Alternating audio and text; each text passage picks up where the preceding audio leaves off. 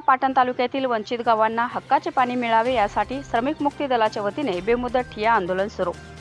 शिळा तालुक्याच्या पश्चिम भागातील तसेच कराड दक्षिण पाटण तालुक्यातील शेतकऱ्यांचे गुढे पाचगणी पठारासह शेतीला पाणी मिळण्यासाठी श्रमिक मुक्ती दलाच्या वतीने मंजूर येथील हुतात्मा स्मारक येथे गेल्या 4 दिवसांपासून बेमुदत ठिय्या आंदोलन सुरूच आहे। आज चौथ्या दिवशी शिळा तहसीलदार सौ श्यामला खोत पाटील, प्रांताधिकारी श्रीनिवास अर्जुन यांनी आंदोलनस्थळी भेट दिली। यावेळी डॉक्टर पाटणकर म्हणाले, दरवर्षी या ठिकाणी 2000 मिलीमीटर पेक्षा जास्त पाऊस पडतो, परंतु उन्हाळ्यात प्यायला पाणी नसते। मुंबईला हमाली केल्याशिवाय येथील माणूस जगू शकत नाही। जर पाणी मिळाले तर ते परत येऊन शेती करतील व समाधानाने। शेतीला पाणी मिळाले पाहिजे, हा लढा पाणी मिळण्यासाठी आहे, हा लढा जीवन सुखी करण्यासाठी आहे, असे ते म्हणाले। टेंबू ताकारी म्हैसाळ या योजनांनी शेकडो मीटर उंचीवर पाणी उचलले आहे, तर या ठिकाणी का उचलले जात नाही, हे पाणी उचलण्याची मान्यता मिळाल्याशिवाय आंदोलन थांबवले जाणार नाही, असे यावेळी सांगण्यात आले।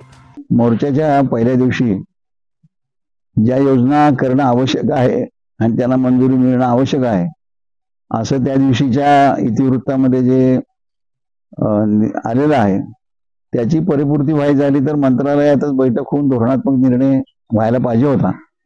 त्या दृष्टीनं आता 12 तारखेला मंत्रालयामध्ये लाभक्षेत्र विकासाच्या सचिवांच्या बरोबर बैठक आहे या बाबतीमध्ये आणि इतर काही विषय त्यामध्ये आहेत आणि त्या बैठकीमध्ये या बाबतीतला निर्णय हा प्राथमिकदृष्ट्या होईल आणि तो निर्णय पक्का करण्याचं काम त्याच्याही वरिष्ठ जे सेक्रेटरी आहेत, प्रधान सचिव जलसंपदा, त्यांच्याबरोबर आणखी बैठक व्हावी लागेल आणि या दृष्टीने आता एक पुढचं पाऊल हे 12 तारखेला पडणार आहे आणि हे आंदोलन चालूच राहणार आहे।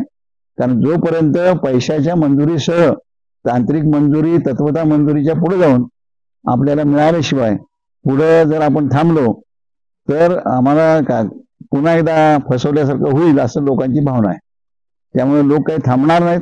लोक सगळी शेवटपर्यंतची मंजुरी, निधी मिळण्याची खात्री मिळाल्याशिवाय घरी जाणार नाही, अशी माहिती एसटीएन मराठीचे शिळा शहर विशेष प्रतिनिधी शिवाजी कुंभार यांनी दिली। याबरोबरच हे बातमीपत्र संपले। पुन्हा भेटूयात पुढील बातमीपत्रात। तोपर्यंत नमस्कार।